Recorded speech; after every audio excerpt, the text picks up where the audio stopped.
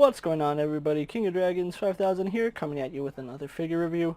Today we'll be having a look at the Hasbro Marvel Legends Amazon exclusive X-Men 20th Anniversary Wolverine.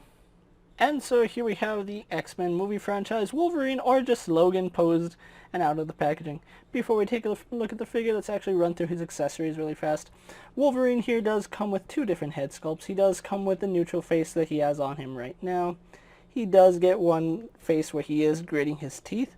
He does come with two pairs of hands. We do get a pair of hands with his bone claws, which look really nice. And then we get a pair of hands with his adamantium claws, and those look spectacular. His final accessory is, of course, his dog tags, which do fit around his neck nicely. Other than that, Logan here doesn't come with any other accessories. I wish he came with a pair of fists that he didn't have claws on, but that's neither here nor there. So with that out of the way, guys, let's actually take a closer look at Logan. And so here we have a closer look at the Fox Studios Wolverine. I think I'll just call him the Fox Wolverine because he is based off the Wolverine that was made by Fox, but he's still a really nice looking figure, and I think they did a really good job with this head sculpt. It does bear some resemblance to Hugh Jackman, especially from certain angles. It's really hard to deny that this isn't Hugh Jackman. I mean, just look at that. That is almost perfect right there. Now, I do feel like his neutral head is much better than his angry looking head, and I don't know what it is about it. This looks like Wolverine's head. This looks like Hugh Jackman's head. Not that that's a bad thing. This looks like the Wolverine head that we should have been getting for a very long time, so getting that out of the way. Having a look at his hair, he does have the little side wings. I don't know what you really want to call those because it's like bushing up. They're almost like devil horns, and they do look really nice. Don't really know how you would do that in actual real life, but it does look good, and they did a really good job sculpting the hair. Unfortunately, they didn't really paint the back of the hair, which is odd because you can see at the top and the front they did this really beautiful wash, and then you get to the back and, well, you get nothing. And I really don't like when Hasbro just does that, how we get this really nice, beautiful front, and then on the back we get absolutely nothing. Now, he is wearing a wife beater, which does look really nice, and they did sculpt the lines on the front. Something they also did was throw in a yellow wash throughout the lines, and that looks really nice. You can really see it under my studio, so I really do like that. But then we get to the back, and again, we don't get any paint on the back. I feel like that's a missed opportunity by Hasbro. They can make this figure look spectacular if they just added everything to it, because the front of the figure looks amazing, but then when you see the back, it's kind of like they honestly didn't care. Having a look at the figure, you can see he is utilizing the new Pinless Arms that Hasbro is going with Marvel Legends, and they do function really well. I do like it.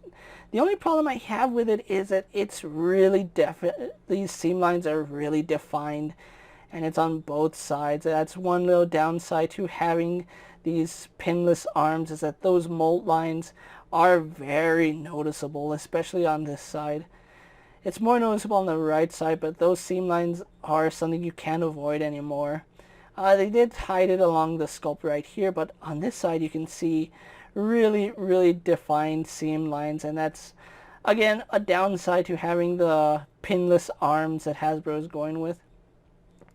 It does create that seam that runs up and down the arms, which is not the best. On the back it's not too bad because, again, you don't really see it, but oh, just look at how big that seam line is.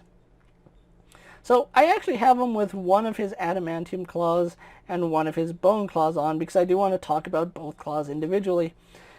The adamantium claws are probably the best claws we have ever gotten from Hasbro. Just the sculpt on them is perfect to the movies. They actually nailed that. They do have a slight bevel to them, just like they did in the movie, and the paintwork on it is fantastic. It is done in a silver paint. It's not that swirly twirly silver plastic that we were used to seeing. This is silver paint, and it looks nice. It catches the light perfectly. So Hasbro has done an amazing job with these claws now.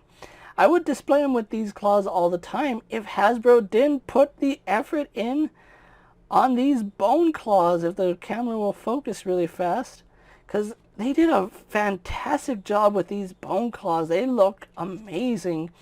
The sculpt work on them is perfect, and they do have that bony paint that does bring out all the detail throughout them. You can see they even have the notches that he had in Wolverine Origins, and then again in Days of Future Past. So again, Hasbro has knocked it out of the park with the sculpt work on these claws. The bone claws look spectacular, and displaying them is going to be a hard choice because both claws look really, really nice. And I know a lot of people are going to be purists and go with the adamantium, but these bone claws are still done fantastic. And if you have two of them, you might display them with the adamantium and bone claws. So moving on to the rest of his attire, you can see they did paint his belt and belt buckle really nicely. He does have that Indian right here, which has a big headdress, which looks nice. The belt has a lot of detail on it. You can see it has this loop right here, the little clip right here going all the way around. We have some more detail on the belt, just painted wonderfully, and the jeans are nicely done. Everything on this figure is a brand new sculpt. Nothing has been seen before, and that's something I do appreciate, is that these jeans are exclusive to Logan. They haven't been seen in a Marvel Legends figure as of yet. They're not even the Luke Cage legs, which I don't have that figure to compare, but they aren't the same figure. I have seen some reviewers compare them, and these are completely different, so I do like that. The legs here, you can see they do still utilize the pin system, which honestly I really don't care, but some people do. And they did do a fantastic job adding a wash to his jeans, so that looks really good.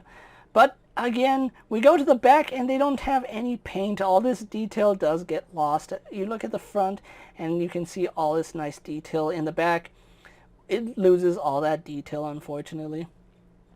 And then we do go on to his cowboy boots, which he is wearing. And these do look really good. I do like these. The sculpt work on them is good. And you can imagine that the boots are probably going up maybe about right here. So they actually did a fantastic job sculpting and painting this figure. Although they only did half of the figure, I would have liked to see more paint throughout the figure. But that's just me, honestly. So with that out of the way, guys, let's actually get them compared to other figures you may have in your collection. Here we have Wolverine posed next to a Marvel Legends Cyclops and a DC Multiverse Superman. Here we have Wolverine posed next to a WWE Elite Scale figure and a Mezco 1/12 Collective Popeye the Sailor Man. And finally, here we have Wolverine posed next to a Hasbro Lightning Collection White Ranger and a Star Wars Black Series Mandalorian. So with the comparisons out of the way, let's actually run through Wolverine's articulation. Now, Logan here does sport the new ball joint here in the head. Now, he can only look up to about there. He can only look down to about there, and that's because he is utilizing the double ball joint, and they didn't cut out any notches for his neck to go up and down. I might modify the figure later down the road just to get him to have up and down, or better up and down movement, but as it stands, that's all he looks up, and then that's all he really looks down.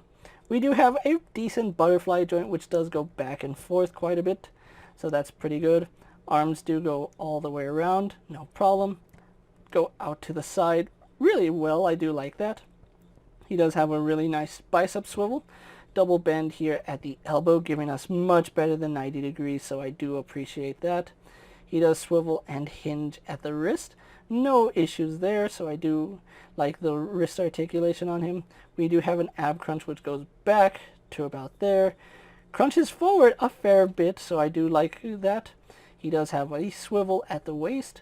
Legs kick forward to about 90 degrees. Go back, not that far. Go out to the side. Better than most Spider-Man figures, so that is something to take note. We do have a thigh swivel up high.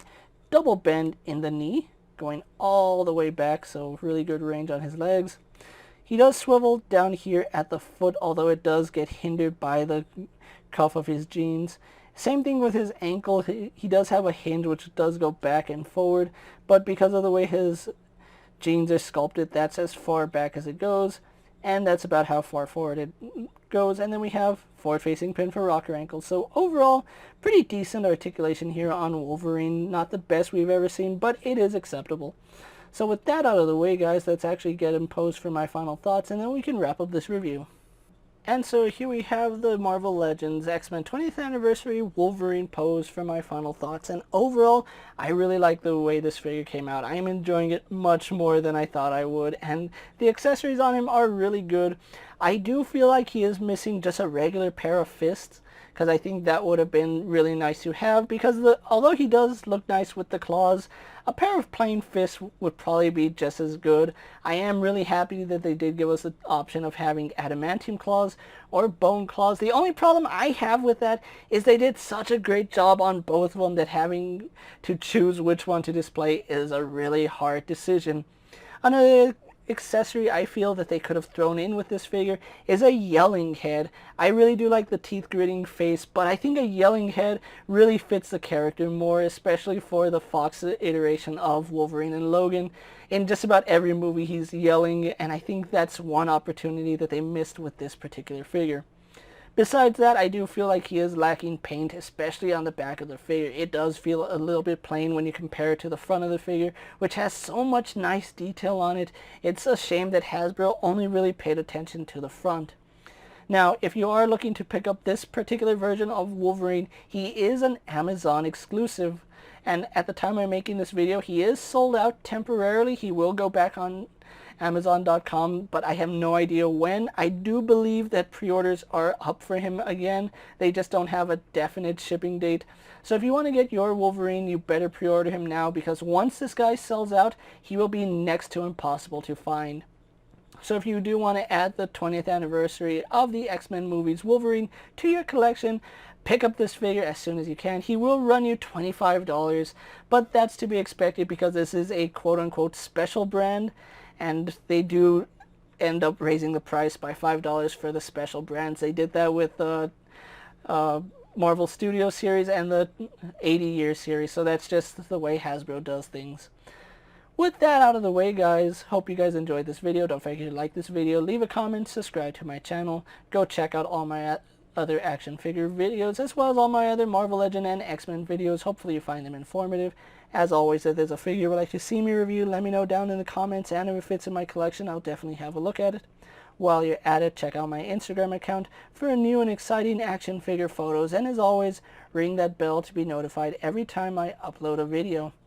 Until next time, guys, I'll see you later. Take care, everyone.